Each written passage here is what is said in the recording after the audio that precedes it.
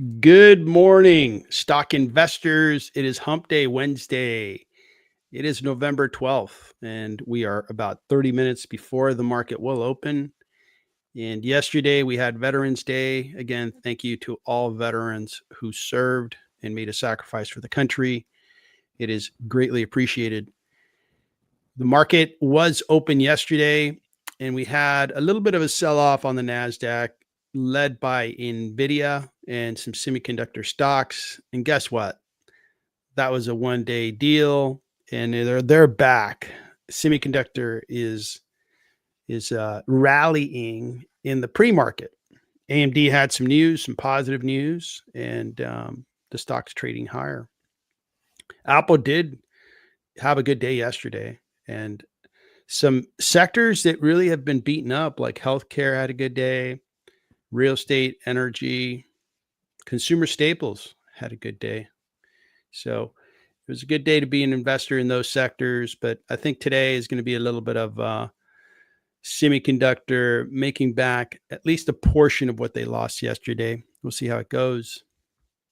We have earnings going on. And today, after the market closes, we're going to have Cisco, which is, to me, an important stock just to see how the networking is happening. It'd be interesting to see their comments on the sale of infrastructure into data center, because data centers will need more networking. It's not like you have these big workloads working without anybody accessing them. You need Cisco routers and technology to network into those data centers. So we'll see what they announce after the market closes today. Other names that were out there: Tencent over in Asia. Tencent Music announced.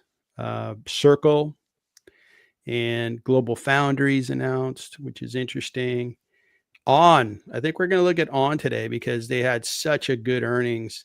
So we'll take a look. And I'm also going to add to the list GFS, Global Foundries, because we looked at that, I'm going to say a day or two ago, and it looked pretty interesting. It looked like, hey, they're beginning to grow. Their forecast looks good. So let's see what they had to announce. And my colleague Daryl is on with me. How you doing, Daryl? Doing wonderful, Victor. Awesome. How you doing today? I'm doing great, thank you. And I know you had some comments you were sharing with me. I'd really appreciate if you could kind of go back to what you are observing in the options market that's somewhat signaling where the market goes from here. Yeah, so we've talked about this a few times over the past couple of weeks, because one of the things we noticed, so this is the put call equity ratio. It just shows how many puts are being bought versus how many calls are being bought. And when that value is low, the raw data is in this light gray color, and then the darker blue line is a 5-day average.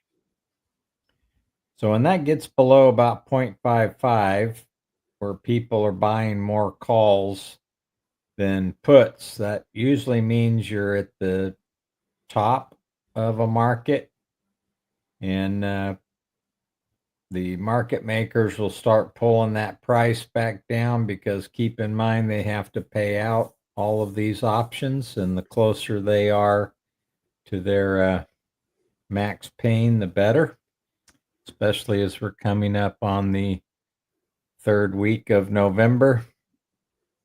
So anyway, I was curious about the lack of put buying when the market was going up, but it finally happened, and we turned over and started coming back down, and you can see that the put volume went up, dropped back below 55 again, but yeah, about 50, and now we've peaked out around 69. 70 is where I start looking at, we're probably at a bottom for the price action. So that actually happened on Friday. We touched the 50-day moving average. We did not close below it, but intraday trading, we did get below the 50-day moving average, and since we bounced up and are trading above the 20-day moving average and closed above the 20-day moving average the last 2 days. But we're at a pretty high level of put volume at this point. So the market makers want to move that price back up so they don't have to pay out as many options premium. Okay. So conclusion is that if we interpret the options data, the market is set to go higher. I think it is set to go higher or sideways. I don't expect that we're going to come back and retest that 50-day anytime soon. Okay. And just kind of a broader conversation around, the AI trade and the whole infrastructure build out for AI. I think it's going to continue. I think the rally, the momentum is going to continue for a year to 2 years. And these moves,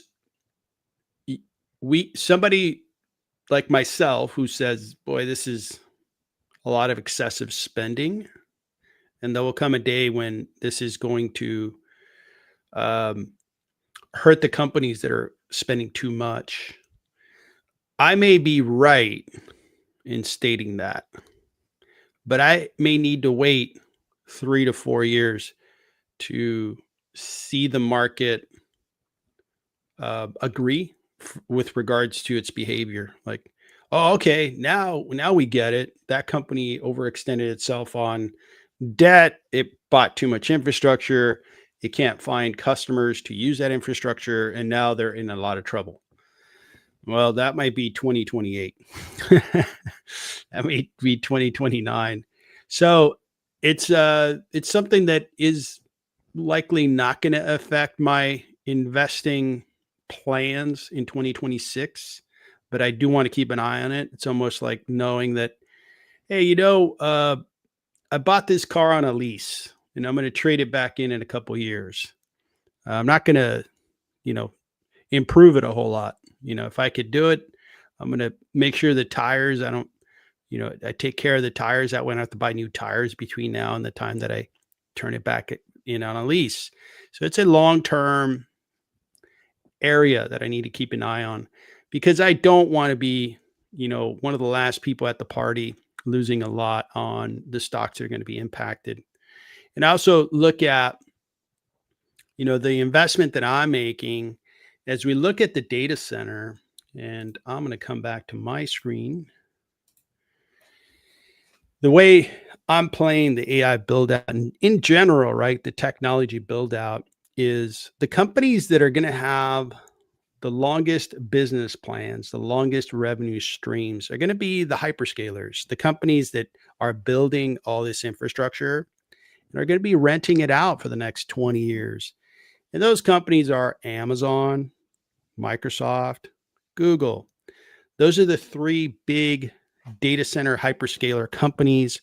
They create these big data centers and they go out to big companies, name the company, whether it be Airbnb if you're doing a short-term rental, Uber if you're taking an Uber ride, you name it. If you're going on Roblox for your kids to play video games, all that's running in one of these hyperscalers.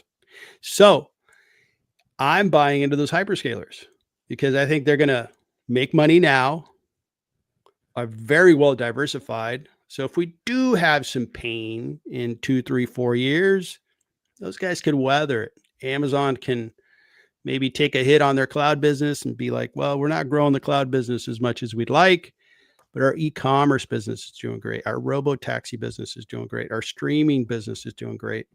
And same thing with Microsoft. They have other businesses they can lean on, and Google most definitely has other businesses they can lean on.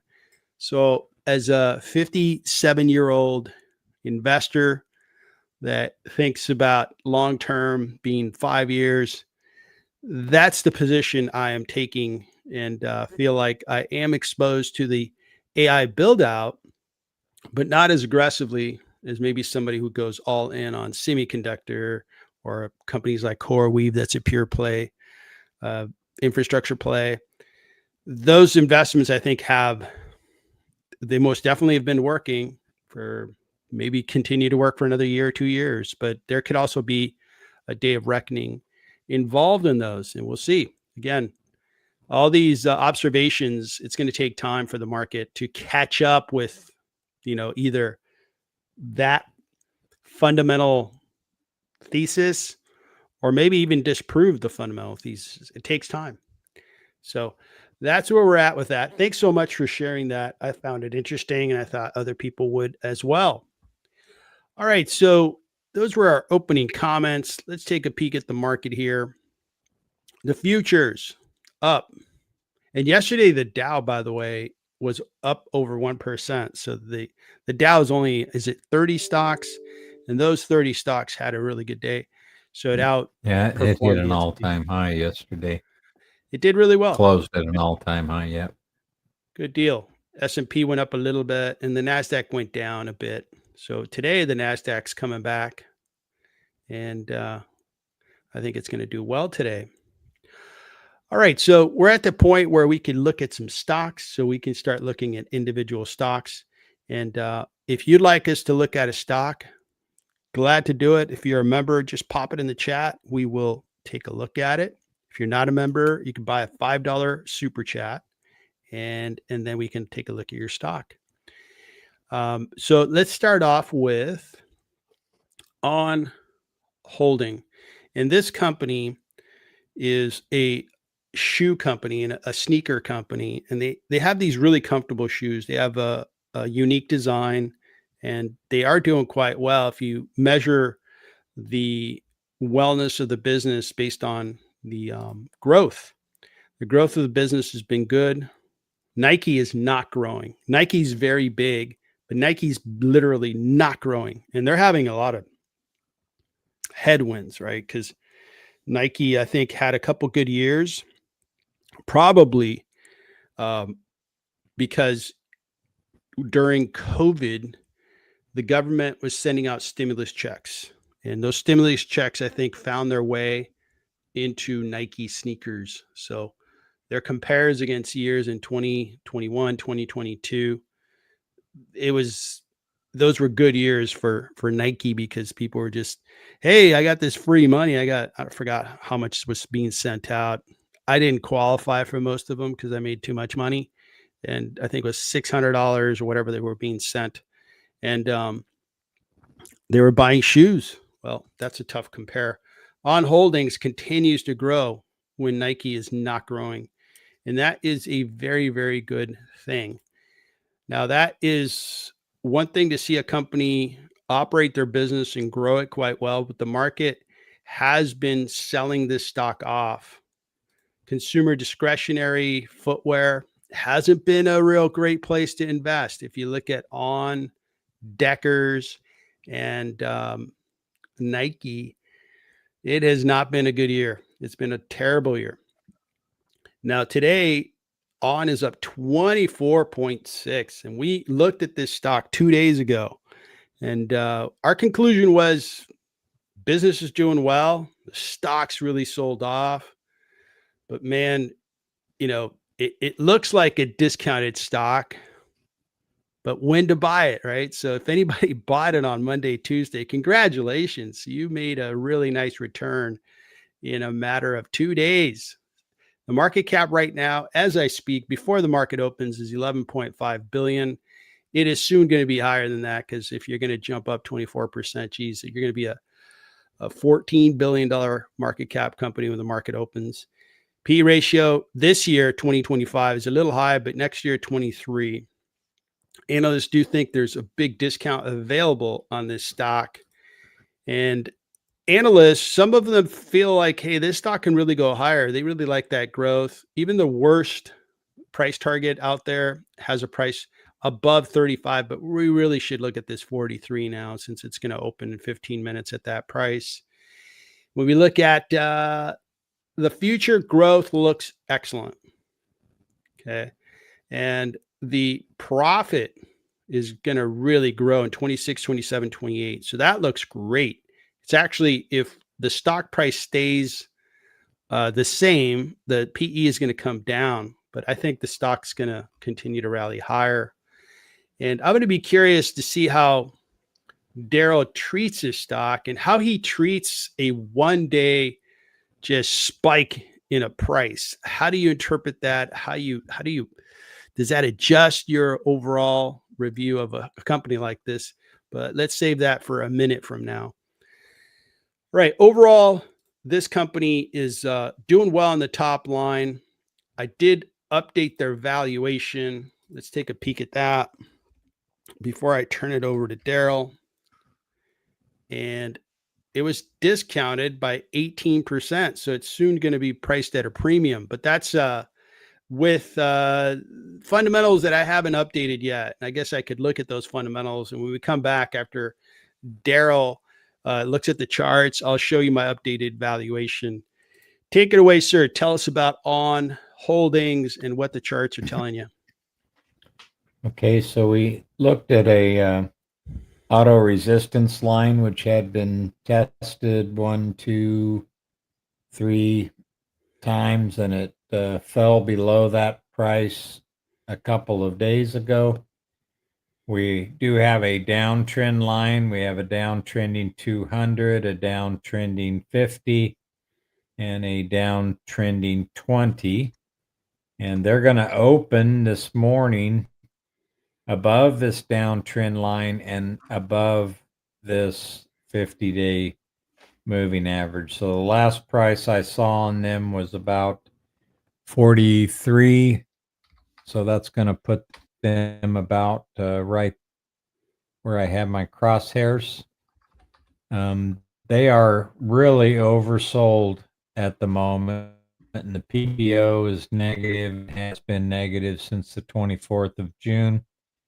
The RSI hasn't really been above 50 since the 11th of June. It's currently oversold, and it has had a lot of distribution over the past 3 or 4 months, and the money flow has also been negative. So if you own this and you're getting a 24% pop this morning, one of the things you're going to have to watch for if you don't take a little bit of profit, because I think some people will be, is does it close above this 50-day moving average on Friday? So give it till the end of the week. If it continues to close above this 50-day moving average on Friday afternoon, then I think you probably have a company that can battle higher. If they fail to hold that 50-day moving average, then I expect them to, get down back below this trend line. So that's my thoughts at the moment. Thank you, sir. Looks like we have a comment from DJ. Yeah, thanks, DJ, for bringing this up. Yeah, well, your spidey senses, your gut feeling was on yesterday, buddy, and looks like I'm glad you brought it up because it makes it interesting to see a stock kind of see the day before, a couple of days before a stock really goes up. And we did see the signs that this stock was heading, or I should say, was running its business well. Its top line growth shows that more customers like the shoe and they're making money. So those things are very positive. That should never be lost if a business is growing and making themselves just more valuable intrinsically. And I updated the valuation. The cash flow didn't really change. It stayed pretty much flat. The change that I made was the PE ratio. I moved it to 24 because I think they do deserve, based on their growth rate and their projected growth rate on the forecast. So it is discounted by 23%, but in about 10 minutes, it's not going to be discounted. It's going to be priced fairly because the stock price is going to go up to, low 40s, mid 40s. We'll see where that goes.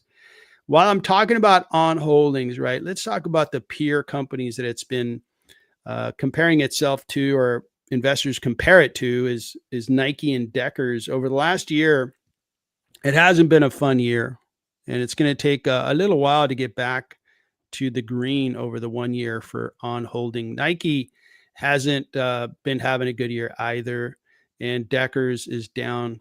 Now, this space is not getting a whole lot of love from the market over the 1 month. They're all three are down. Now, Nike is holding its value better because it's a larger cap. It's a better known commodity, and that tends to happen, right? Small caps will sell off far faster than these big caps. These big caps are the name recognition, the brand. People are willing to buy and hold Nike for a long time. But from an investor's perspective, I think that both On and Deckers might be better investments than Nike. I don't think Nike has a lot of things going for it, and it's a big ship. It's hard to re-navigate with a big ship. Over the 5 year, looks like Deckers takes the prize over the 5 years. Deckers competes with On because Deckers has the Hoka shoe, which is very comfortable, and competes in that expensive sneaker market, and is probably going after similar customers that On is going after. So it's a good compare. So that's where these companies in the footwear business are stacking up. Interesting stock, big mover today, and we'll see where it trades maybe in about 15, 20 minutes. So that is On Holdings. All right, let's talk a little semiconductor. It is having a good pre-market, and Global Foundries announced their earnings before the market opened. The stock is up 4.57. We looked at this stock we looked at it this week, either yesterday or on Monday, and it looked interesting. And the reason for it is, what price the stock is being sold compared to its fundamentals is one of the key decision criteria that I use. And I think a lot of long-term investors do as well. And this one here has not been participating in the big semiconductor rise. What does Global Foundries do? They are a foundry. A foundry, think of it a factory. Think of where they make things. And in this case here, they make semiconductors. This is, in a way, comparable to TSM. TSM is the world's foundry. It operates in predominantly Taiwan, but TSM is building a foundry. It may be operational in the US, and Global Foundries is a US-based foundry, and that's what they do. Now, this hasn't been a super success story because it just hasn't been growing. But when we look at the forecast for Global Foundries, it has a pretty good forecast. It's going to be growing quite a bit in the future. So that caught my attention. After having some tough years and kind of being a company that is not appreciated, maybe the company's kind of setting itself to do far better. And the market conditions can really help it. I mean, semiconductors are in high demand. Semiconductors made in the US, super high demand because the current president would like to see more manufacturing done in the US. So these guys, I think, are in a pretty decent spot. And I thought this one was a pretty good idea. Let's see if we've got the latest and greatest quarterly information. Look at that. Stock analysis. Good job, stock analysis. They've got their data in here. And FYI on stock analysis, as you guys know, I've been using stock analysis for a couple of years. Feel that it's a really good platform to get my data because they don't posterize the website with ads and all this craziness. So I really like it. I'm actually a subscriber. If you'd like to be a subscriber, they are offering up a discount code, and I put it in the chat. You get 10% off, and I do get some credit if you use my referral link. So if you want to be a subscriber to it, go for it. It gives you a little more access and gives you more data. And I think some screens you have to be a member for. And I've gladly been paying a subscription for a while because I find value from it. Back to Global Foundries. So this is what they announced. The revenue declined. Okay. Well, that's not good. They increased their revenue in Q1, Q2. And what is surprising, all kidding aside, is that semiconductor space is exploding. Like demand's coming out of everybody's ears, and they're only growing at less than 3%. So what happened? What are you in the wrong markets, or what's going on? Their profitability isn't the greatest either. Their profit is kind of lousy, 24.8. I think TSM is way up there at like 50%, 60%. So operationally, they're not the most profitable company. They're not growing. They're not the most profitable company. So what is Global Foundries going to do? So the growth wasn't there. Let's see if they have too much debt. Nope. They have more cash than debt. Very good. The balance sheet's good. So if they could start growing and prove that they're going to be a growth stock, this stock could really move. Maybe they guided that they're going to start growing far better. And we'll see if that's the case. But so far, I still think this is a sick puppy that isn't getting well yet. The lack of growth is a concern for me. Let me turn it over to you, and I'll check to see if I created a valuation on Global Foundries. Okay, so we have an upward trend line in this blue that's connected to a couple points and nearly connected this low here. So we definitely want it to stay above that trend line.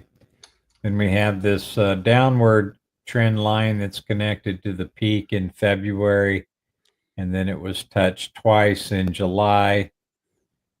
So that's our target to reverse this current downtrend. We have this horizontal auto resistance line that is connected to the low in February and the lows in June, nearly the lows at the end of June. It crossed below that line and has been trading predominantly below that line since. We did get a couple of days where it moved above that line, and when it opens today, it will be above that line and just above the 200-day moving average. So it's supposed to open around 3670. The 200-day is 3667. So it should be right around that 200-day. That is acting as a bit of resistance at the moment. We did have a peak in the RSI around the end of September. It hasn't reached that peak yet and currently trading just under the midpoint at 50. So it's in bearish territory. It should move into bullish territory.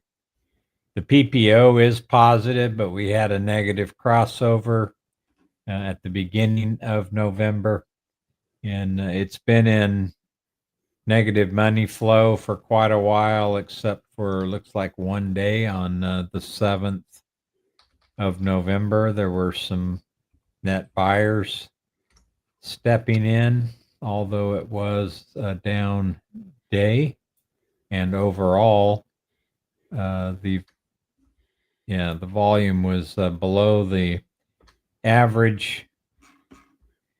So what do I think today? It's almost the same as on.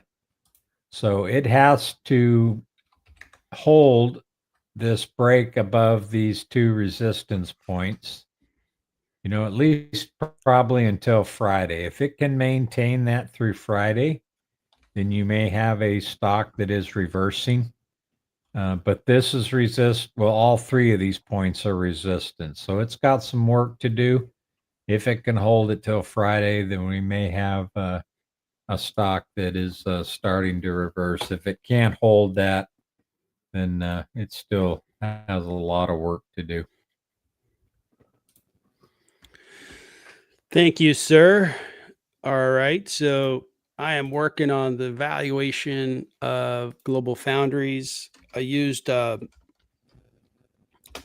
Semiconductor, TSM, is kind of like the starting point. kind of take you through that. I updated the free cash flow. The free cash flow was $1,112,000,000. I'm going to give them the benefit of the doubt and say, hey, they're going to grow by 10% on that free cash flow because their growth forecast looks good. And when we do that, we've got a stock that flows by 55%. Now let's take a look at their forecast for earnings per share in 2026, and I'll update that information. So that is going to be $1.98. It's going to grow above 20%.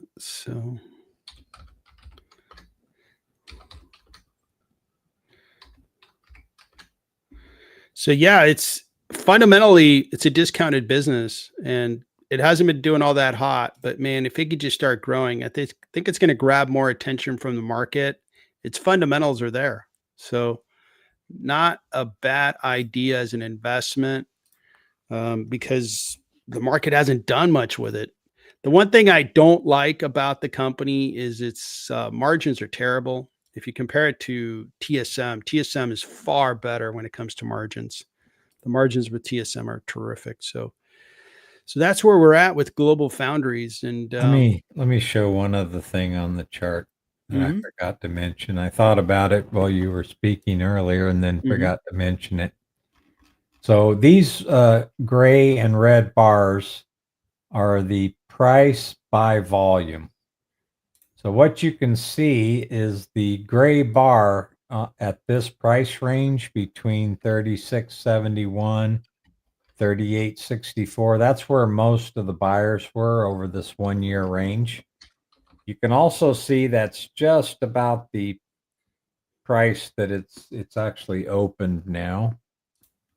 Yeah, it is 8:30. I don't see the price changing here yet, but there may be some sellers here. So in addition to this being resistance, the 200-day and this negative trend line, we also have some buyers that had bought and had been underwater for a while that may be looking to get out. So that's probably a fourth point of resistance here.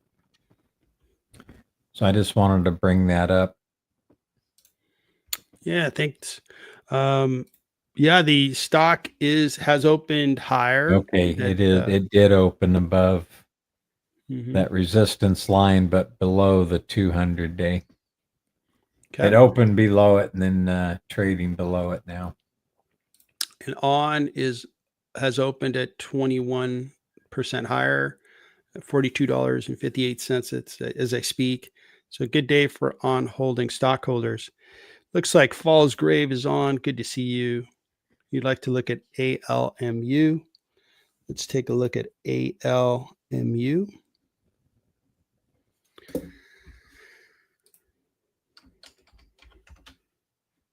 So what is ALMU? This is Aeluma, develops optoelectronic and electronic devices for sensing, communication, computing applications in the US. The company produces semiconductor materials, chips using compound semiconductors on diameter substrates that are used to manufacture mass market microelectronics. Its products are used in automotive, AI, defense, aerospace and defense, communication, AR, VR, high performance computing. Okay, cool. What's the stock been doing? It's been flourishing. It's been really on fire. I would expect, boy, it's a small cap. Look at that. So let's see what the fundamentals look like. So 259 million in market cap, revenue of $4 million, 4.67. So, geez, you're paying 60 times. Yeah, about 60 times revenue. It's expensive. It better be growing really fast. It is, but geez, this company grew from less than 1 million up to 4.67. Let's look at the quarterly. The quarterly looks good. Q4 to Q4. The The business really, really grew sequentially.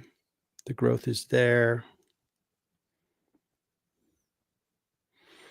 It's going to lap Q2 in 2 quarters because its fourth quarter was June 30th. When are these guys announcing? They're announcing today, maybe after the market closes. So, okay. So, man, this one's little. And let's see what their profits look like. So gross margins are kind of, they're growing, which is good. It's just so small. They may go up even higher from there. Okay. This one's a small cap.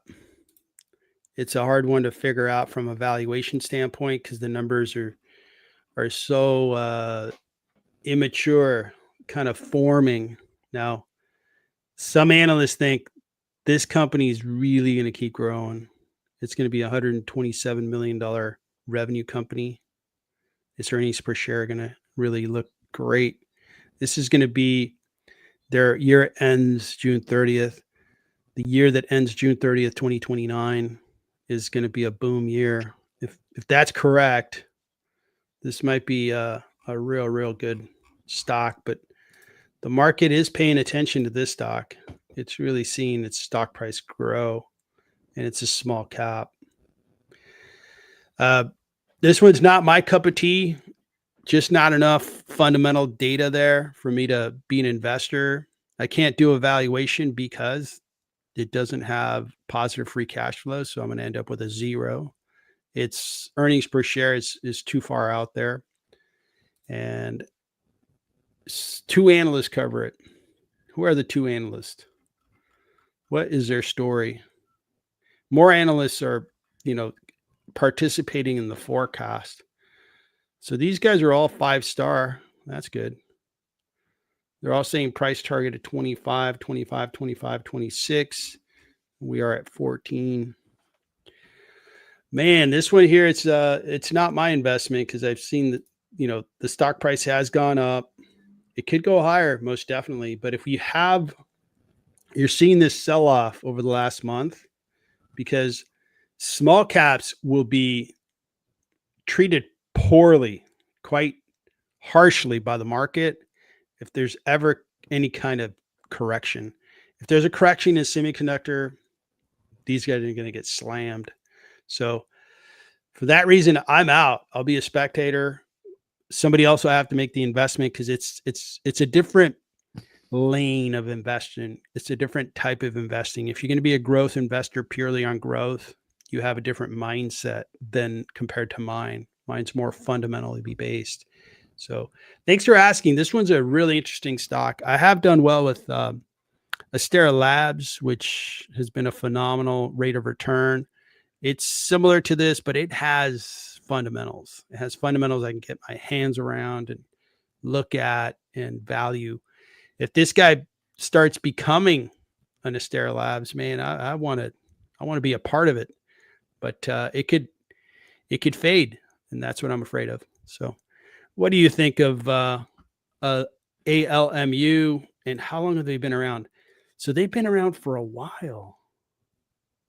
So they're tiny, like almost 0 revenue, and they've been around for a while. And finally, their product is beginning to sell, or maybe they finally got a product that they could sell. But what do you think of this stock? Well, the 50-day is declining, the 20-day is declining, the 200-day is increasing. They did test the 200-day line 4 days ago. Intraday, it came down and touched that, but closed at least 80 cents above that. One curious thing that I see here is not the one that I wanted. Is we're starting to see a pickup in volume starting about right here. I can see the volume trades during the day are trading above the 50-day moving average, and the 50-day moving average has increased slightly. So this is probably when some bigger names probably started noticing this stock, although it doesn't trade a lot of shares a day. It looks like a couple 100,000 a day. So it has been on a decline since the beginning, end of July.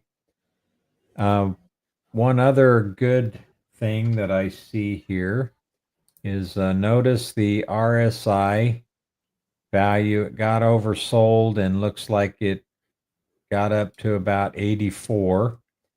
It came down, the price went up, the momentum slowed down a bit, dropped down below 70, and then on the next surge to the higher price, the RSI was at the same level as it was before. That's usually a very positive sign.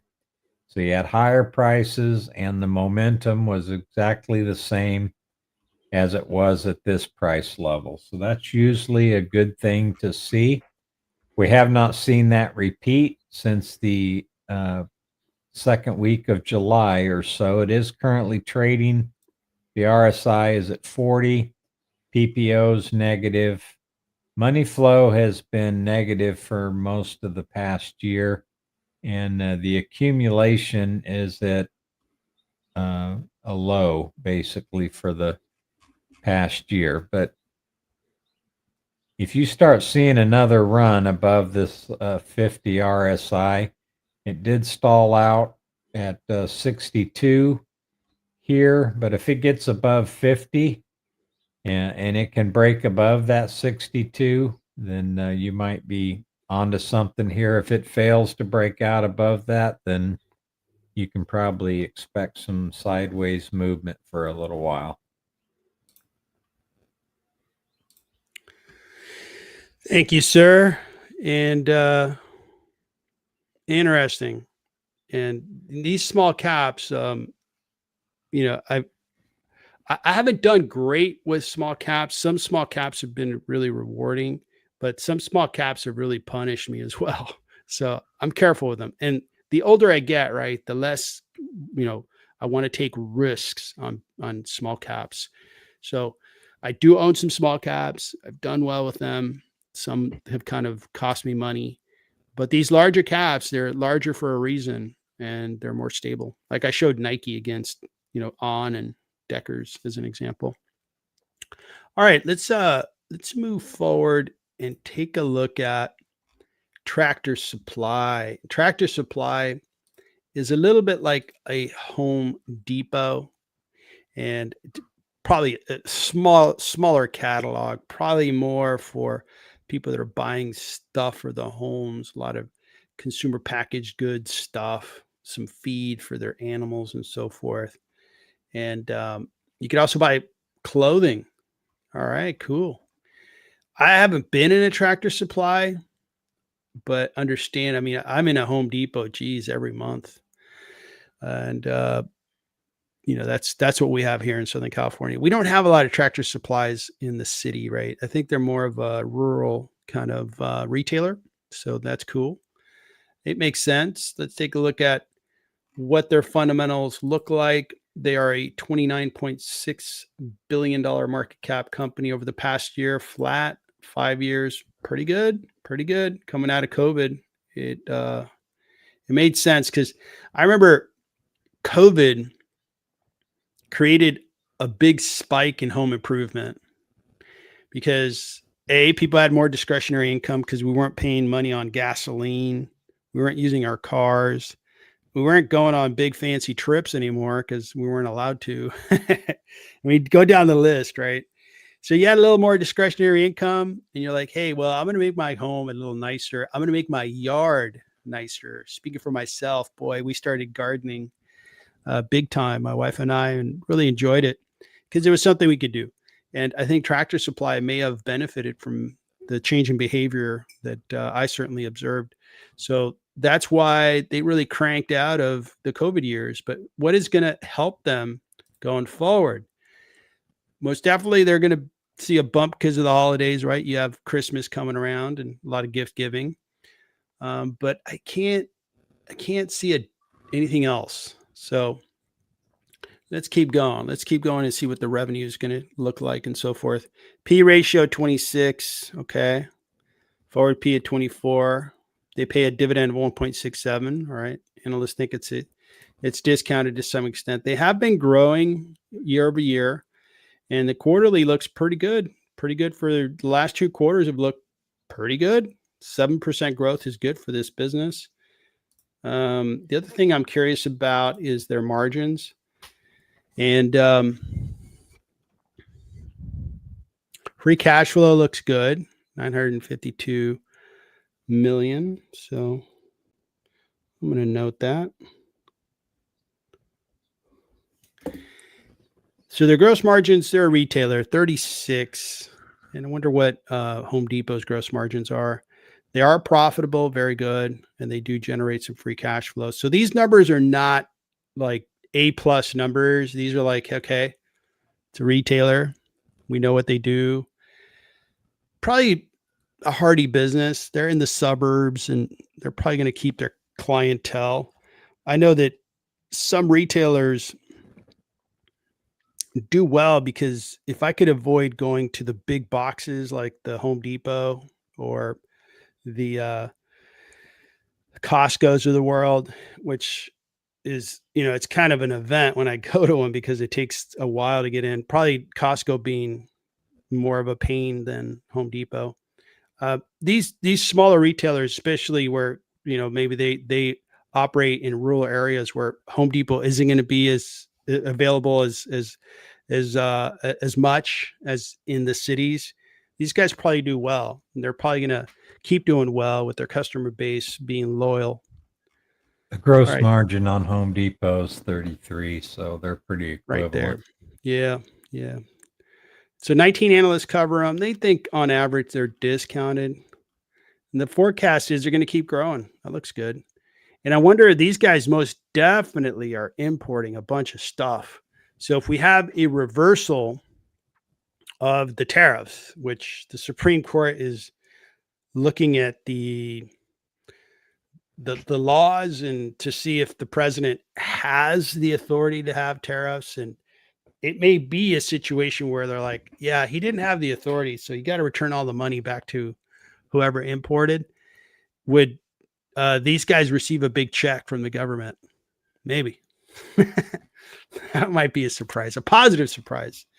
So, all right. So this looks like a healthy business. Not my favorite industry to invest in, but let me turn it over to you and I'll do a quick valuation on Tractor Supply.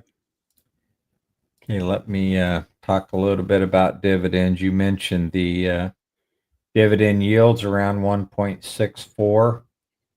Their annual payout is about 92 cents for the forward.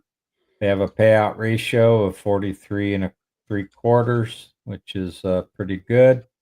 Here's what's really exciting about Tractor Supply. If you're a dividend or income investor, over the past 5 years, they've grown their dividend at 25.7% on average year over year for the last 5 years. They've been paying a dividend for 14 years. So if we look at the dividend history, what they do here, why is that 23 cents and this is $1.10, $1.03? So they raised it 7 cents that year, 8, 11 cents that year. I don't know what's going on here. I don't think they cut their dividend. So from a dividend perspective, if you're a dividend growth investor, they're looking pretty good. I'm going to add an auto resistance line to this because I see that it's currently trading where it has found resistance and support many times. So I'm going to put it here. I'm looking at 2 years worth of data. It was resistance. Let me save this. And I can use my cursors to help me out. So this is 2 years.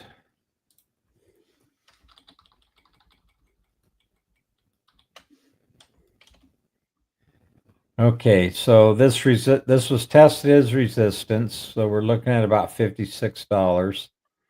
It was in May of 2024, and then in June of 2024. Tested it again in September of 2024. It broke through it for about a month, and then came back down and broke through on the downside. Tested it again, broke through it here, broke down through it. So it's now a resistance line at this point. So these are pretty powerful to keep an eye on if you're looking at this over some time. This is 3 years.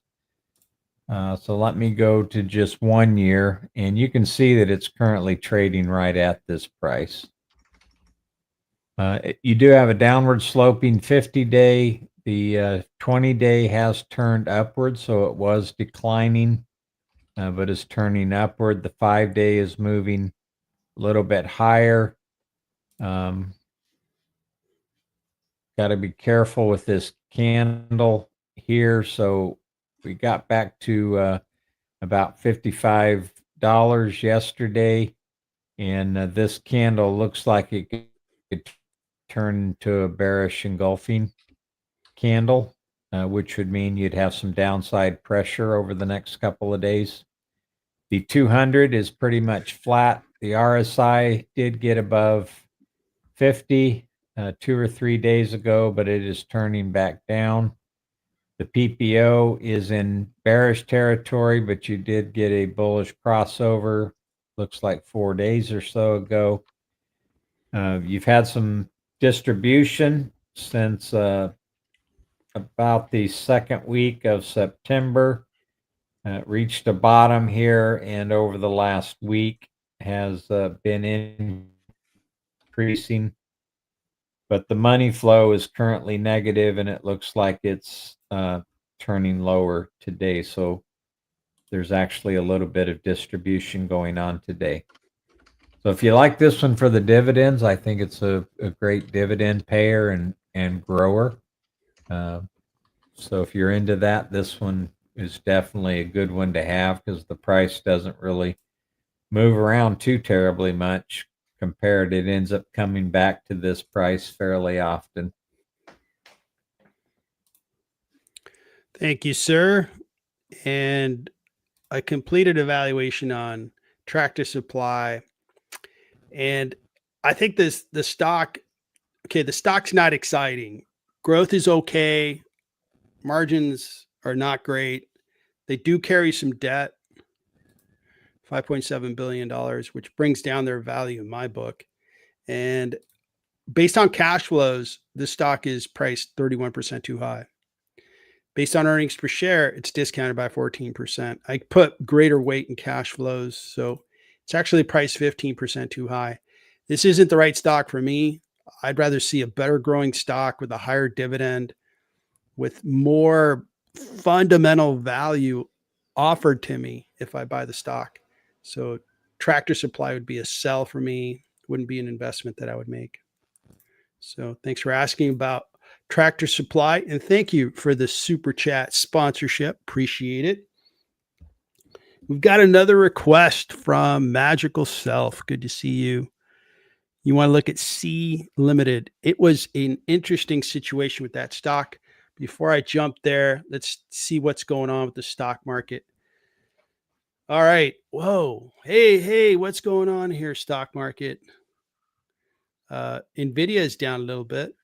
AMD is up. Apple's down. Palantir is down. Google down quite a bit. Good day to buy Google for me. Good day to buy some Meta. I've been buying Meta. Market keeps discounting Meta. I keep buying. Amazon's down. So my three amigos are down. I own these three stocks. So I'll be buying all three today if it holds up here right after the stream. And we've got healthcare having a decent day again. Whoa, United Healthcare. What happened here? Whoa. What's going on with United Healthcare there? Looks good. Look at that. AT&T. I think you own AT&T, right? Yes, I do. Very nice. Very nice. Well, 1.87 higher. That looks good. So that's interesting mix of stocks.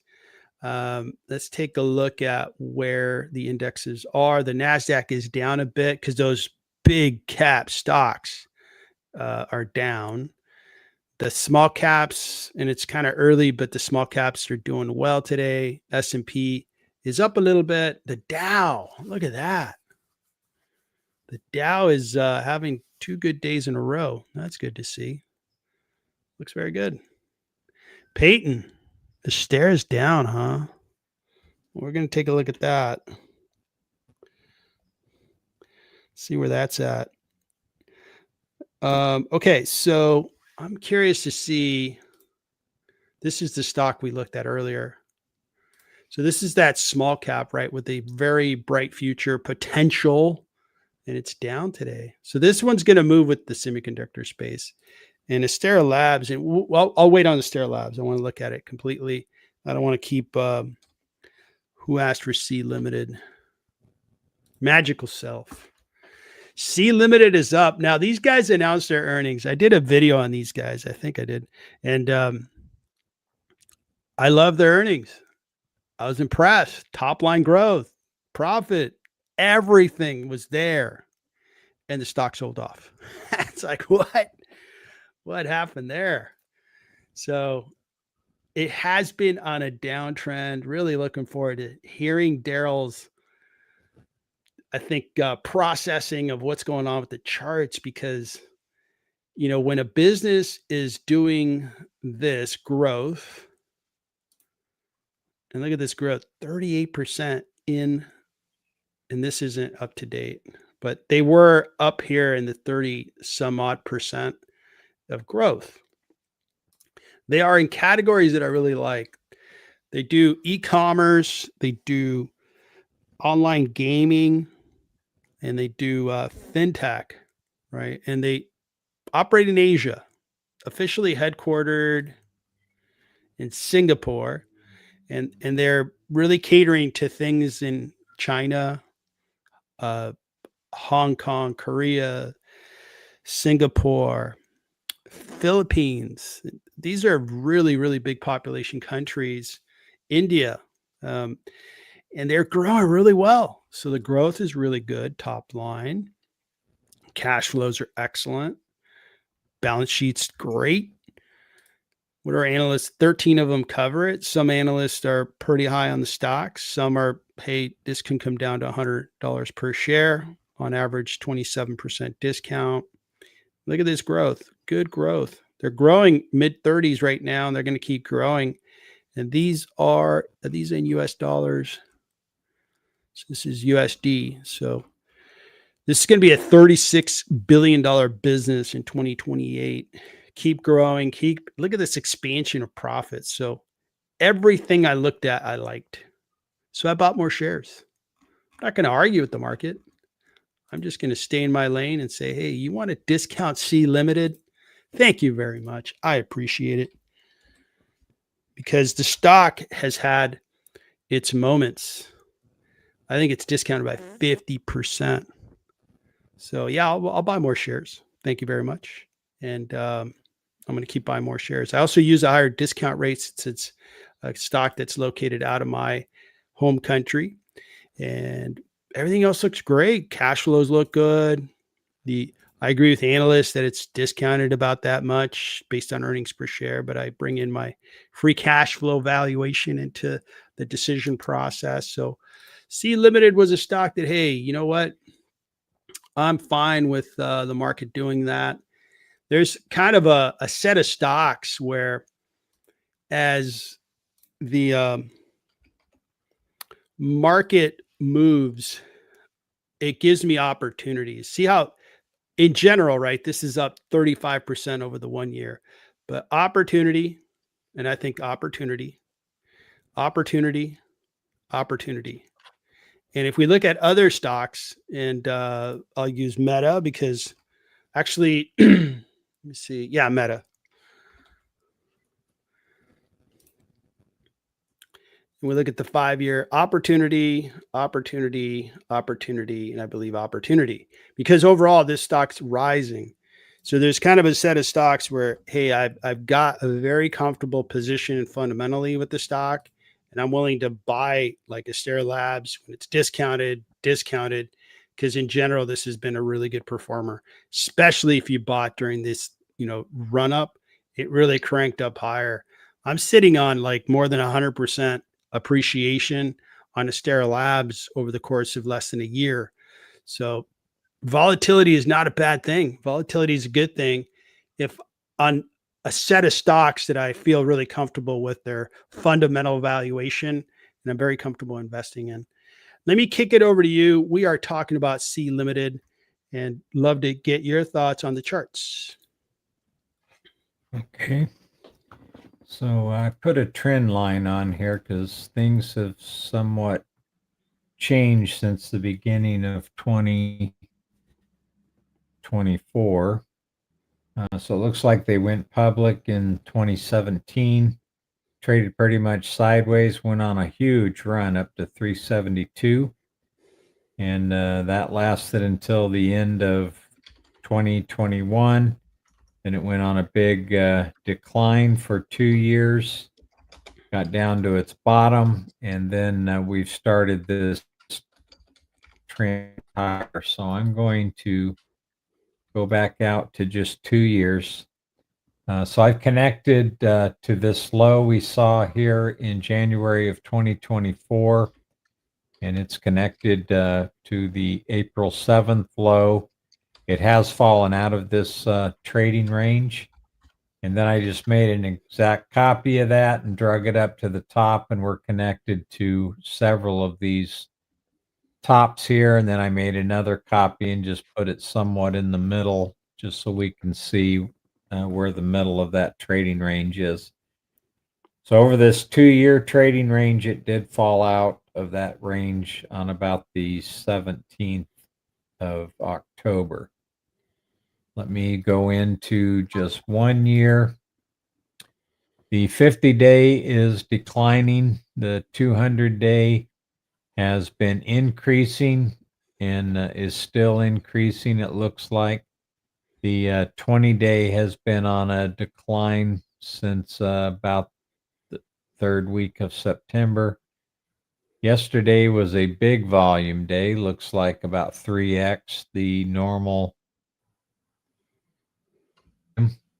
Looks like it's trying to push a little bit higher today. The RSI is at 30, and that's near oversold. And then the PPO is in bearish territory. We did have a bounce off the shorter term or longer term trend line, and that seems to be decreasing a little bit. Accumulation peaked out in October, has been on a decline, and that's kind of confirmed by the money flow being negative at the moment. So if this was something that I owned, I would love to see it get back in this trend line. This is only a 2-year trend line, so it doesn't have quite as much weight as a much longer trend line. But when it falls out, I start getting pretty cautious about a holding like that. I'd love to see it get back in to this trading range. So it's not looking too strong at the moment, but man, look over this 10 years and it is quite a ride if you can catch it at the right time. Yep. It is really a performer. Yeah, and if you look at from end of 2021 through 2024, Chinese stocks, they were like just really beat up. And then they started to kind of come back to life about a year and a half ago. And that's been the case there. So, thanks. I really appreciate you covering the charts. It looks like the fundamental data is telling us one thing, and the charts are telling us to be concerned. If it continues to sell off, then it might be one of those stocks where the market just doesn't like it, then that's that. All right, perfect. So let's keep an eye on this stock market and see what is going on. So we are still trading higher, and they're actually stocks are going up a little bit. If I look at the Russell, especially, so that looks good. And when we look at the heat map,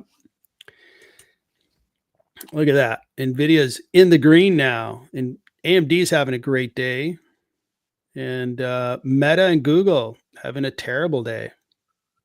Amazon down. So what's the story that's driving these guys down? And Microsoft's down. So the big hyperscalers are down. Interesting. There's a lot of green out here. It's just not the big stuff that's green. That's okay. That's why the Russell was looking good. Man, I am compelled to look at UNH. I'm going to put UNH at the bottom of the list. All right, let's move on to another request. Astera Labs came up. Let's take a look at that. Astera Labs is like a rock star stock. And not necessarily that it's super popular. It's just like, man, it goes on stage and plays guitar and it sounds so wonderful. And then after the concert, it goes out and gets plastered and wrecks a car. And this stock here, the volatility is just insane sometimes. It goes up, down. But in general, this thing, if you picked it up at the right time, you're sitting on a big gain like myself. And I own my stocks. I don't buy any more shares. We'll see if it's gotten discounted, by the way, because that's a pretty good drop. And let's take a look at a couple of things and tell you why I bought Astera Labs real quick. So $26 billion market cap. These guys are riding the big data center build out. They do a specific data chipset that helps in fast communication between clouds. So if a company has a workload in AWS and they need to have data go from that workload to a workload they have at Microsoft Azure, Astera Labs is probably involved because they make very fast communications between data centers. And these guys are growing like a weed. Man, they are growing fast. Look at this growth. So it's really hard to find growth like that while the company is making gobs of cash and margin, 75% margins. Cash flow is really high. So this is a very rare situation. High growth, high profit, high cash flow. Sign me up. So I bought my lot of shares and I took a gain. So right now I'm playing with the house's money. I've already gotten my entire capital outlay into Astera Labs back. I still own shares and I'm just going to ride it out.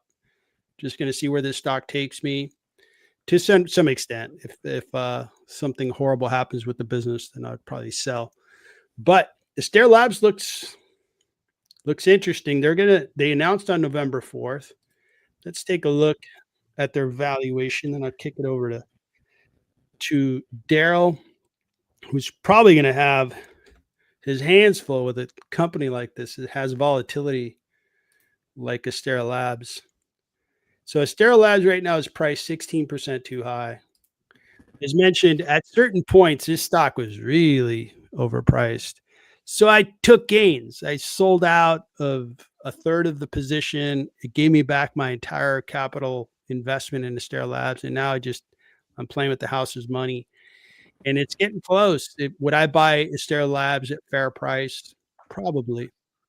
Would I buy it at a discount? Absolutely. But I'm not going to buy it at a 16% premium. So I'm going to hold tight in Astera Labs and just watch it. It is down because it tends to trade with the semiconductor trade. But don't be surprised, especially if we're seeing our friends over at NVIDIA come back higher, and they are going higher. Don't be surprised if this trades and it ends up in positive territory today because it's a very volatile stock. What do you think of Astera Labs, Daryl? Yeah, so it has been on a downtrend since the end of September.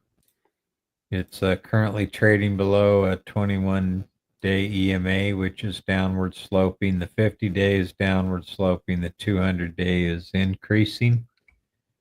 The RSI is below the midpoint at 39. PPO is in bearish territory.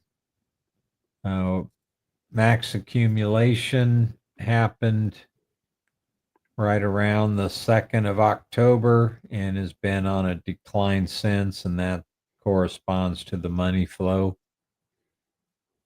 being negative. So, yep, it is a very volatile stock. You just got to catch it at the right time.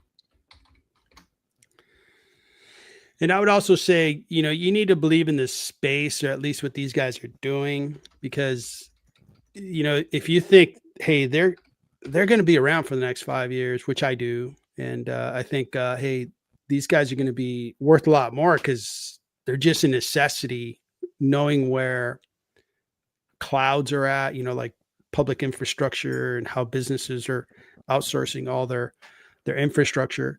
So I am bullish on that space, and I picked up a good stock, so I'm gonna stick to it and see where it takes me. Are you done, sir? Yes, I am. Thank you. All right. So I was going to do a quick update on Astera because I noticed that I was a little bit, the numbers had aged a little bit. So we're at cash. Let me take a look at cash and update that. They have all cash on their balance sheet. So that improved a little bit. All right. And then what are analysts thinking? So analysts think it's discounted by 10.7%. And the earnings per share got better as a forecast.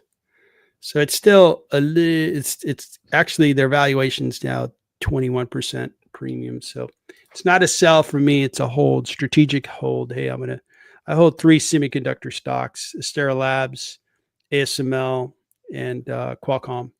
And I'm good with those 3. So I'm going to keep holding this one. All right, let's keep moving. It looks like the market is moving around a bit. Nvidia's back down. And it's interesting to see these big players kind of get hit today. Interesting. All right. So next stock up is going to be HNGE.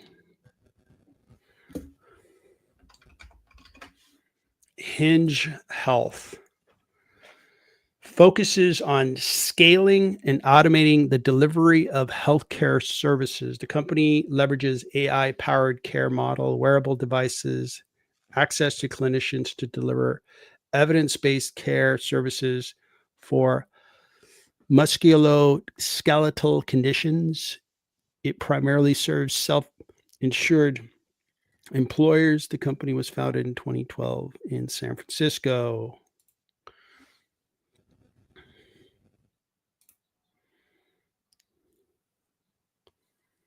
So what is their product?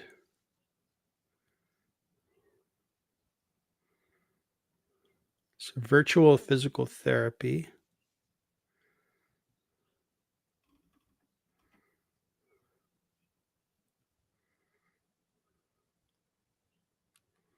So you're doing this over your phone.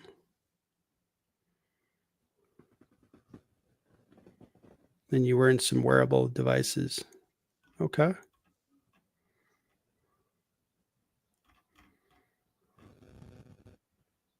Okay. Let's take a look at their fundamentals, see if customers are buying up their services. $3.5 billion market cap. The stock year to date is up, but it's had a recent sell-off. And the 1 year looks okay. The IPO'd looks like May 22nd of 2025. I don't like buying too early into IPOs. And their use case, I'm not convinced. I think a lot of the physical therapy stuff, speaking for myself, I'm a YouTube guy. I'm a Google search guy, and I'm becoming a Google Gemini guy. And there are so many good workout channels on YouTube. And I have one in particular that I've been using for 6-7 years. And it's taught me a lot of the yoga that I like to follow, as well as core and stuff. So it's really hard to compete against free if you can get that kind of information and service on YouTube. So I'm not completely sold on their use case. Now let's see if other people are convinced. So this is a new issuance, right? So that's a little tricky, but their growth has been good.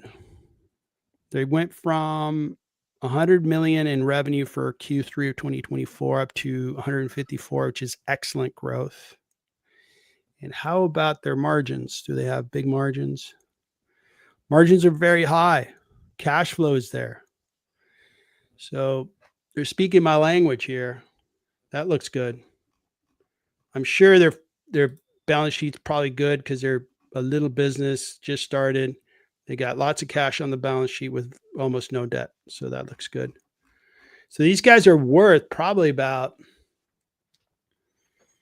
$2.53 billion, and they're priced at 3.5 billion. And I did that in my head because I multiplied the 75 million times 30, which gets me to roughly 2.3, 2.5 billion, plus that cash on the balance sheet gets me up to about 3 billion. So this one here, it's just, I'm not convinced on the use case. The fundamentals would probably get us to a fair price.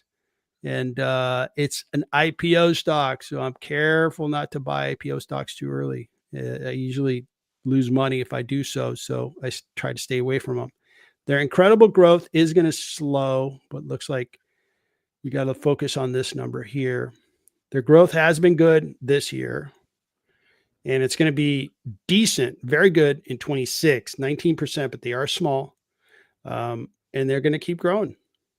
That's the forecast that a lot of analysts are putting behind them. Interesting. Well, that looks good. And the earnings per share is going to grow. So this stock looks like it's got really good fundamentals. Where are they listed? Are they listed in healthcare? Okay. All right. And again, their price chart, they rallied out of their IPO and now they're settling down. Yeah, for me, it'd be a pass because it's too near its IPO date.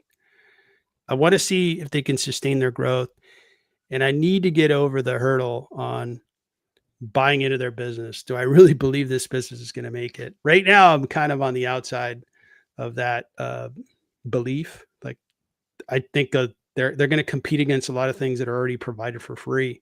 I don't see enough differentiation and stickiness to keep their customers. What do you think of Hinge Health? Well, I'm kind of with you, Beans. It's a relatively new company. I don't think really the pricing has really stabilized where we can understand where the price is going to end up. I can see here on the price volume bars that the most amount of volume was at this price range at 57, which was where the highs were. So there's a lot of people that bought into this that are a little stranded at the moment. The next level volume looks to be at around 38, so a lot of people bought in early. And then we have quite a few buyers just above where it's trading today. So that tells you where buyers are positioned as far as where they bought. The 50-day is downward sloping. The 21-day EMA is downward sloping. The 5-day is downward sloping.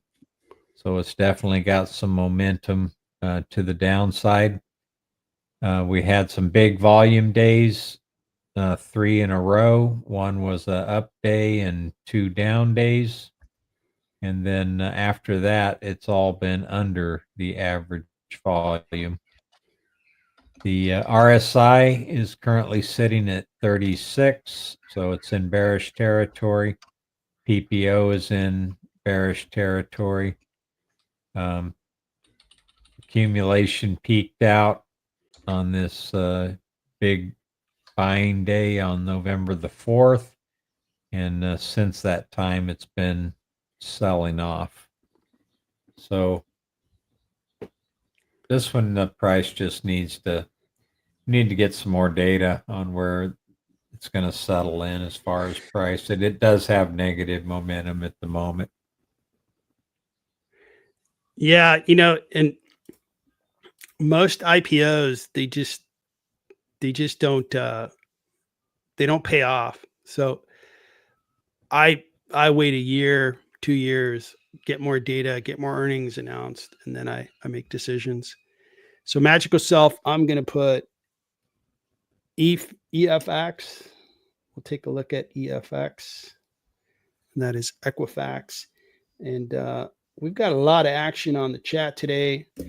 Equifax is number 6 on the runway for ready for takeoff. And Mike, no problem on Meta.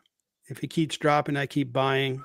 And I think long-term Meta is just going to be a really good stock. And Falls Grave, we got JD on the list. All right, let's keep moving. Zeta came up, and Zeta is a stock that I decided to sell yesterday. And the stock's been really volatile, and nothing wrong with that.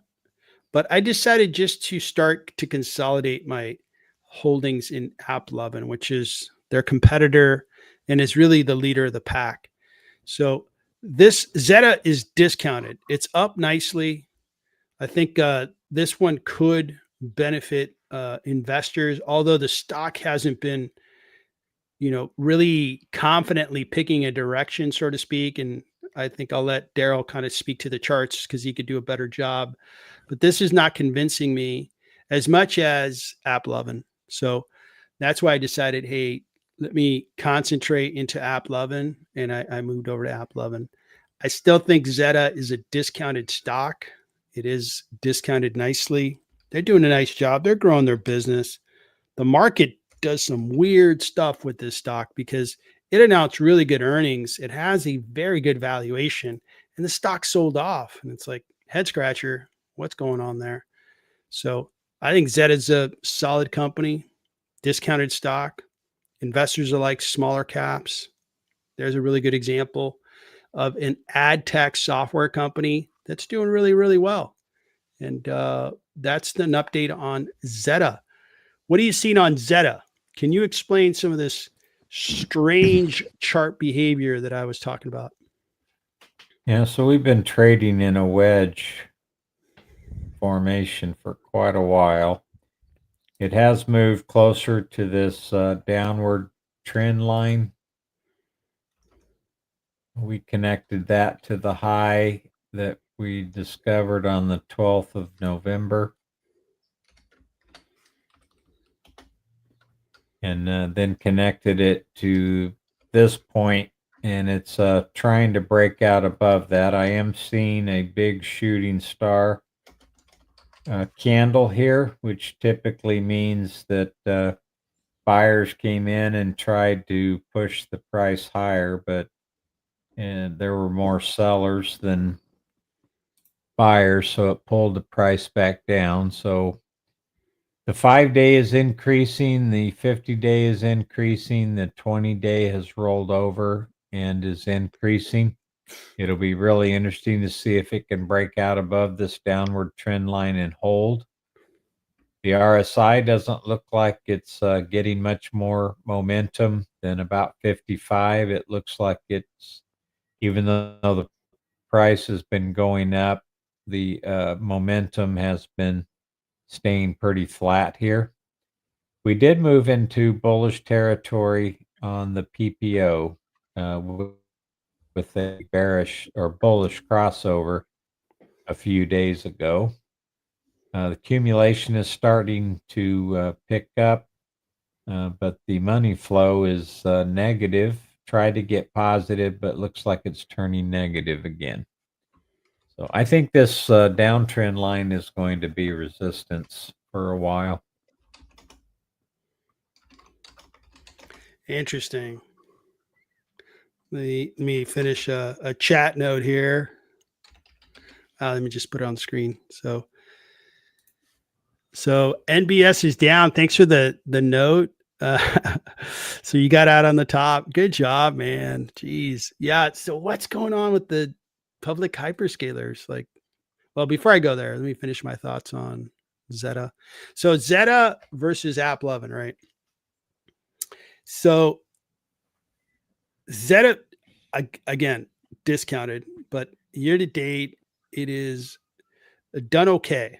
Hasn't kept up with the S&P, but AppLovin is certainly giving me more confidence and conviction that, hey, and I am not sharing my screen. So let me rewind a little bit. Sorry.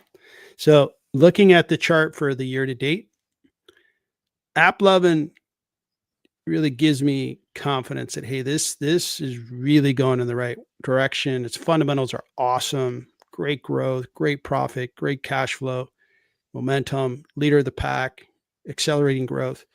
And Zeta is doing a great job, but it's not AppLovin. And you can see the separation in the stock prices over just the year to date. So that was my decision. If you're in Zeta, can't argue with that. I was in Zeta 2 days ago, but decided to sell it yesterday. So that is Zeta. Let's take a peek at, let's take a look at MBIS. We're just going to do a flyby. We're not going to analyze it. So Nebius is a hyperscaler, and hyperscalers like CoreWeave or Nebius have been flying high, but man, it's a risky business.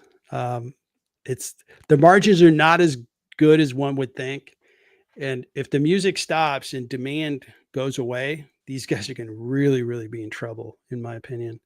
But we'll see where it goes. So far, I know that there's another investor other than I think was it Benton put the comment out there that is in Nebius, and he's made a lot of money. It was his best performer as of maybe a month ago when he talked about it on an investor call. So overall, it's been a winner for investors, but it is a riskier investment. All right, let's keep rocking and rolling and move over to DocuSign, which is a software company. We probably all know what it is because you probably use DocuSign to sign some type of agreement electronically. And this business has been selling off for the 1 year, selling off for the year to date. But overall, back in the COVID days, boy, it was flying high. If you pick up this stock at the right times, you'd be doing okay. And I can say that because I'm doing really well with the stock.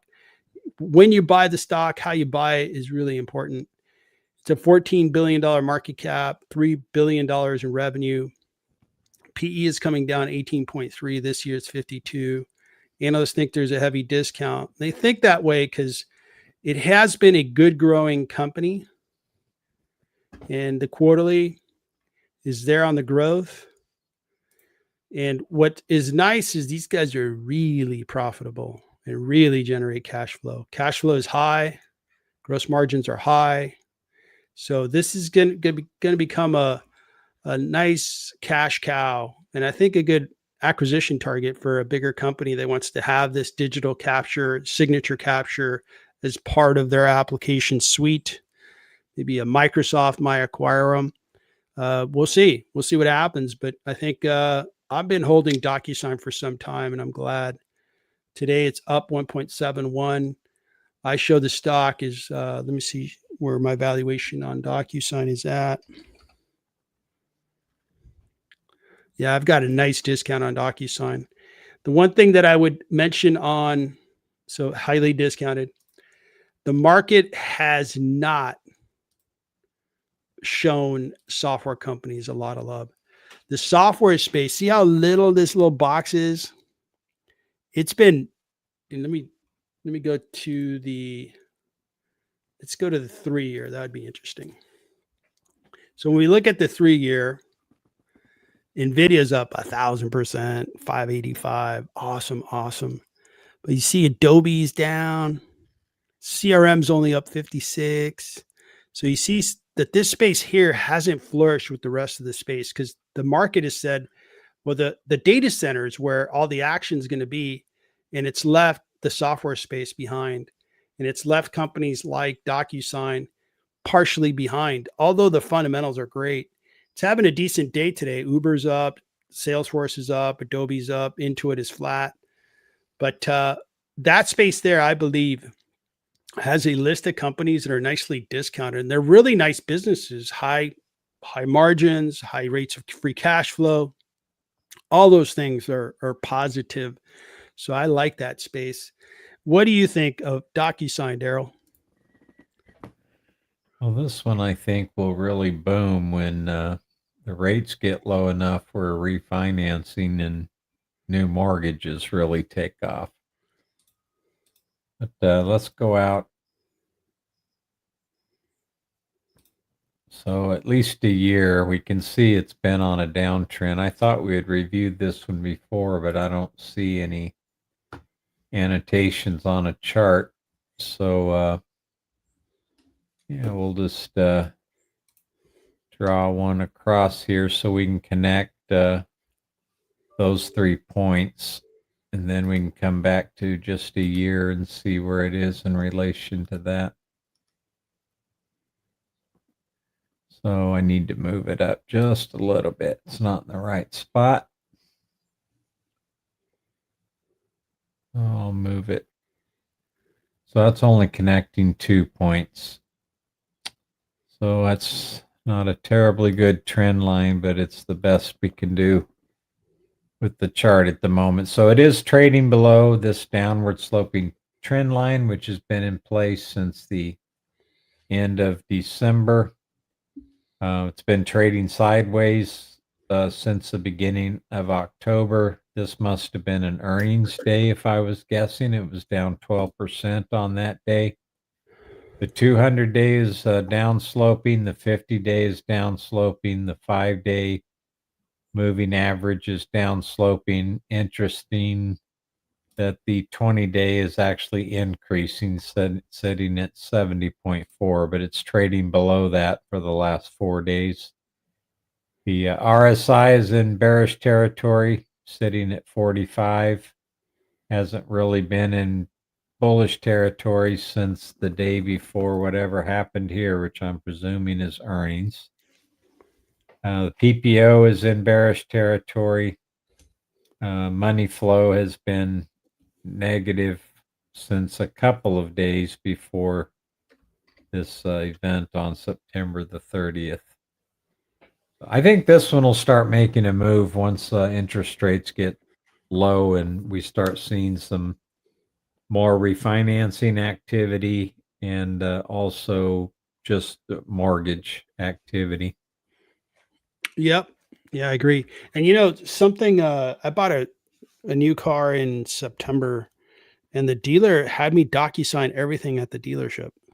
They had this giant tablet and they read everything on the tablet.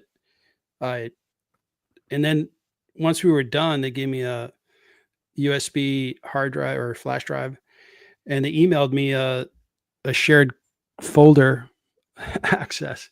So it's totally paperless, which is great because if you buy a car, old school was you'd walk away with like an envelope full of documents that you never look at again. Yeah. And then houses, right? I bought real estate, invested in it.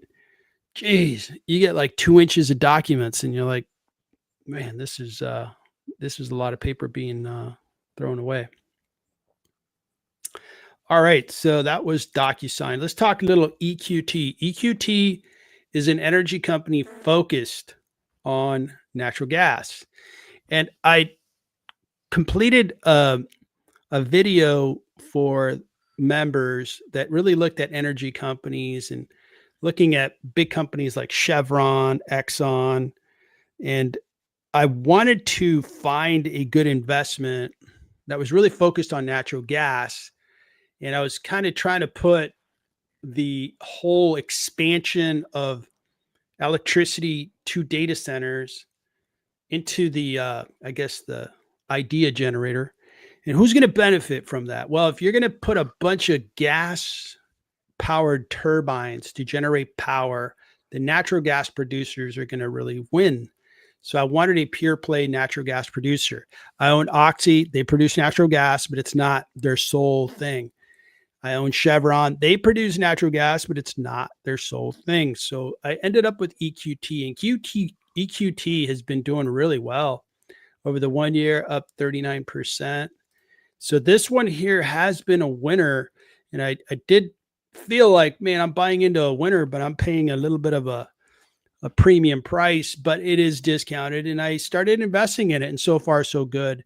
It is near a 52-week high, but it's for a reason that I think these guys have a very good position with their assets near these data centers. And their natural gas is being consumed. So that's my investment in EQ2.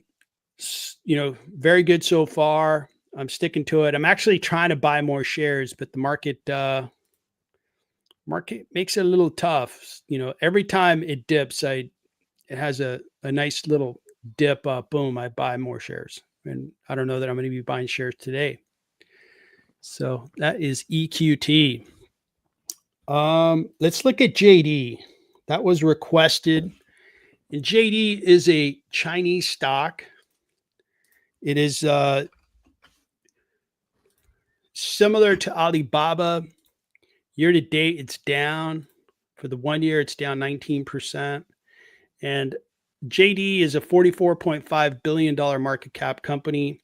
This is a supply chain based technology provider that works within China. So it provides the supply chain software infrastructure for businesses to operate their retail organizations, logistics, and so forth.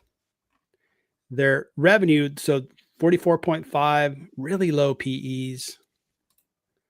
The revenue in 24 expanded by almost 7%. More recently, it's really picked up its growth. That looks really good. This is in the Chinese currency, which I believe is 0.14 is what we'd have to multiply this by. That's a pretty good size company, by the way. And 22.4 growth is excellent in the quarter. When we look at their profitability and how much cash flow they generate, their cash flow has come down. I think they're investing in their business, and they have low margins because they're providing a service. They're doing a lot to their customer, actually providing the logistics services. That's what's kind of kept me away from it being a JD investor. I'd rather be an Alibaba investor, which has really played out well. And these guys are profitable, but that gross margin is, man, it's hard for me to accept that when you have other alternatives like Alibaba and others. So 11 analysts cover it, and they think, hey, there's a pretty good discount available on JD. And they think the forecast is they're going to be a single-digit grower. So this is a decent investment with a very low PE. And they're going to announce, I guess, tomorrow. Let's see. Yeah, they're going to announce tomorrow. And for me, I'd rather invest in Alibaba. And Alibaba has, I think, fundamentals that are excellent, better margins. But this one here has a nice discount to it. Will the market buy it? I don't know. Alibaba, most definitely the market's been buying Alibaba. There's stories that support Alibaba quite a bit. Like they have a big cloud infrastructure business, and they will be the big cloud infrastructure provider for Asia, which is huge. So I like Alibaba for that reason. JD, I don't completely buy into their business model. I don't think it's a very lucrative, profitable business model. So I'm not a buyer of JD, but I think it's discounted. If somebody else is more of a believer into this supply chain service and believes in JD, good luck with it. The fundamentals support that this stock is going to be more valuable over time. So that's my review of JD. What are you seeing on the charts for JD? This is a chart I've never quite seen. A chart that looks like this one. Notice how many gaps we have every single day almost in the price. I've never seen a chart that gap like this so frequently. So That's the first thing I noticed. I'm trying to figure out why it would be doing that. Almost every day is a gap of some type. It is trading below a downward sloping 200 and upward sloping 50, but it looks like it's getting ready to level off. The 20-day is also declining. The 5-day is declining. RSI is in bearish territory. PPO is in bearish territory. Money flow was positive, looks like for part of a week, but it's starting to lose some steam. At the moment, we have been on a decline since at least March of this year. So this is a strange looking chart. I'll have to maybe do some investigation about why it gaps up and down so much. All right. Thank you, sir. All right. Let's turn our attention over to Equifax. And Equifax does a lot of business services when they're hiring somebody. It could do background checks and give you data on that person. They do a lot of payroll related services and so forth. Now, the stories that I'm hearing is that we're not necessarily in a high unemployment situation right now, but the hiring has really slowed. And that's going to impact Equifax. And I think the market's kind of taking that story and kind of processing it in the form of selling off this stock, expecting that the future, at least the next couple of years, may not be as good for Equifax as the company would like. This is a $25 billion market cap company. PEs are a little expensive. I took a peek at their growth. Their growth is decent, 8%. And they maintain that growth at 7%. So that's a pretty good growth rate. If I look at their overall profitability, their free cash flow is good at around $1 billion. The gross margins are decent and profitability is pretty decent. So it is a pretty decent stock. I just don't know that the market's going to fall in love with it anytime soon because it's just there. It doesn't have a story to really help it. It's not using AI to, do this process like instantaneously or something. I haven't heard anything like that. So this is probably a stock that's discounted. If you look at their rate of growth, and let me just double check their balance sheet to make sure they don't have a bunch of debt on their hands. They do have some debt, $4.8 billion. Their debt to EBITDA is 2.5. So they do have some debt.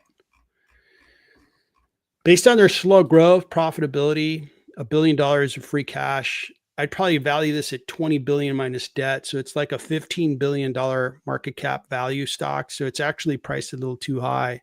And I'm just not excited about the stock. The analysts, there's 18 of them covering it. They think there's a discount because the earnings per share may show that the business is going to grow nicely and make a good profit. That's fine, but they are carrying some debt and the cash flow isn't good enough to support this particular stock price. So Equifax would be a pass for me. It just doesn't have enough meat on the bone for me to take advantage of where you have a discount available. Any thoughts on Equifax? Well, it's in a decline as well. The 200 days decreasing, the 50 days decreasing, and the 20 days decreasing. It has rolled over on the 5-day here, so the last 2 or 3 days have been higher than we had been trading, but it is trading not very far above the April 7th lows, so it's only about 5% above those April lows. The RSI is in bearish territory and the PPO is in bearish territory as well. It looks like we could have a bullish crossover, but given all of these downtrend lines, I don't think that'll be terribly long-lived. The money flow is also negative at the moment. So it definitely doesn't have a lot of strength right now. All right. Thank you, sir.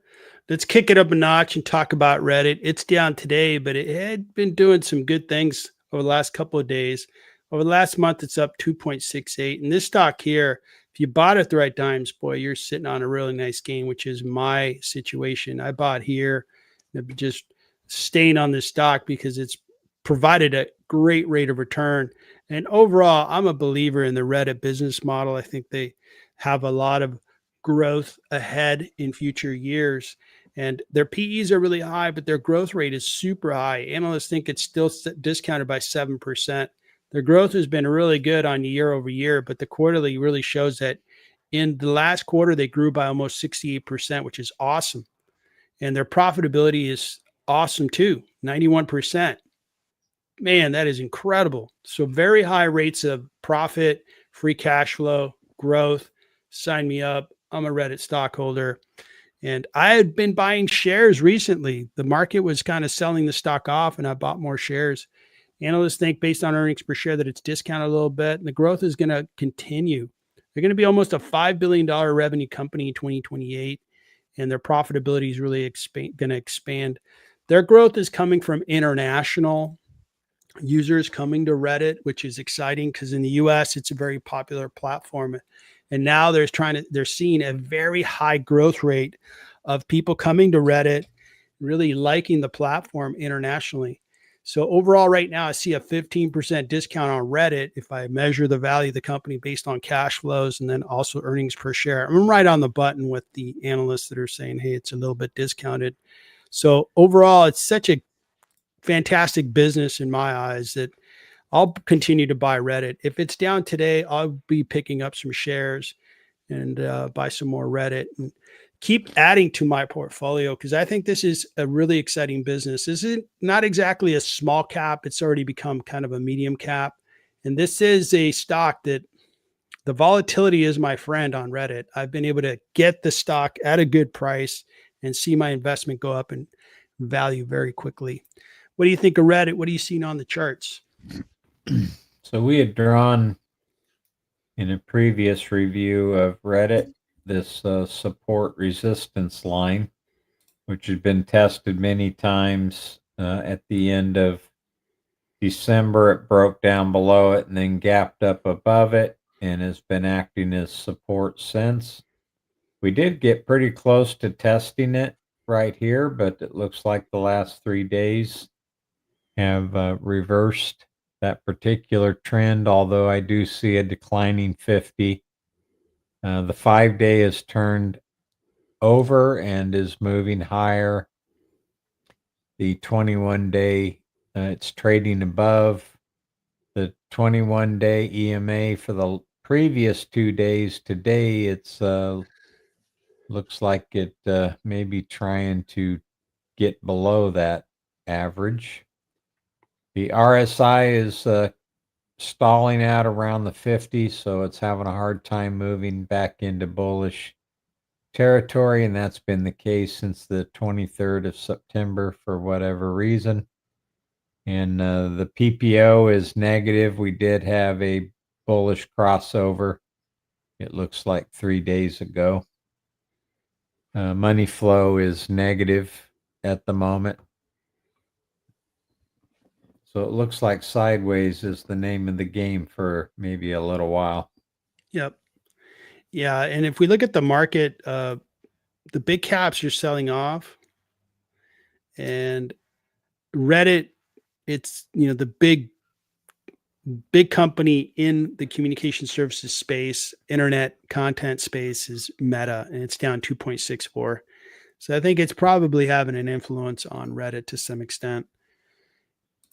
The market is trading higher on the Dow, but the S&P is giving up its small gain. It's now trading in the negative. NASDAQ is down. So maybe we're beginning to see a sell-off today. There isn't any other big cap news other than Cisco after the market closes. And I don't know that Cisco has the juice to make the stock market go higher.